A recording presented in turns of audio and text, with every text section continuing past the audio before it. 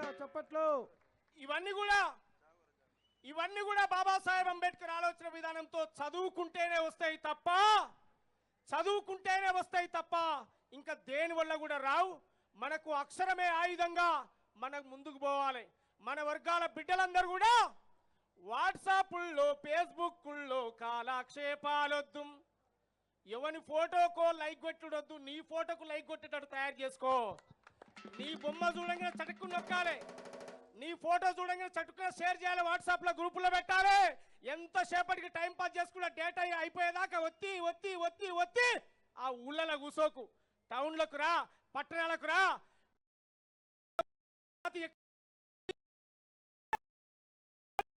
చదువుకున్నాను చూసుకొని నేర్చుకొని మనం కూడా సంస్కారవంతంగా బతకాల్సినటువంటి అవసరం ఉంది తప్ప ఇంకా నేను అక్కడనే ఉంటా, నేను ఇక్కడనే ఉంటా, మా తాత అదే ఎక్కిను నేను ఇదే ఎక్కుతా, అవన్నీ బంద్ చేయాలి. అవునా అవునా? వాట్సాప్ల్లో ఫేస్బుక్ల్లో కాలక్షేపాలొద్దు. నీ మంచి కొరకు అవి ఉపయోగిస్తే ఉన్నతంగా ఎదుగొచ్చు. శాస్త్రవేత్తలు సైంటిస్టులు ఎన్నో కనిపెట్టారు, అవి అనుభవిస్తూ నువ్వు వాయిగా కూసొని శుద్ధమొద్దుగా వద్దు. ఇది పోటీ సమాజంరా, నువ్వు ఓటమి చెందకురా. గెలుపే నీ లక్ష్యంరా, గగనంపై అడుగైరాం. యువతి యువకులారాం, విద్యార్థి తమ్ములారాం, మహనీయుల దారిలో నడవాలి, మరో చరిత్రను రాయాలి. మహనీయుల దారిలో నడవాలి, మరో చరిత్రను రాయాలి. మహనీయుల దారిలో నడవాలి, మరో చరిత్రను రాయాలి. ఈ సమాజం అనేటి పుస్తకంలో మీరు చెరగని చరిత్రలవ్వాలి. కంప్యూటర్ చేతుల పట్టు ప్రపంచమే కనిపిస్తుంది. ఇంగ్లీషు పదులు పెట్టు విశ్వమంతా నడిపిస్తుంది. ఇంగ్లీషు పదులు పెట్టు విశ్వమంతా నడిపిస్తుంది.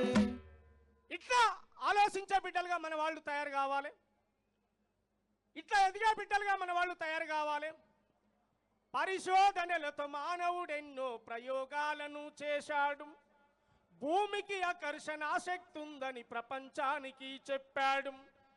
కరెంటు కనుగొని బలుబెలిగించి కంటికి వెలుగందించాడు.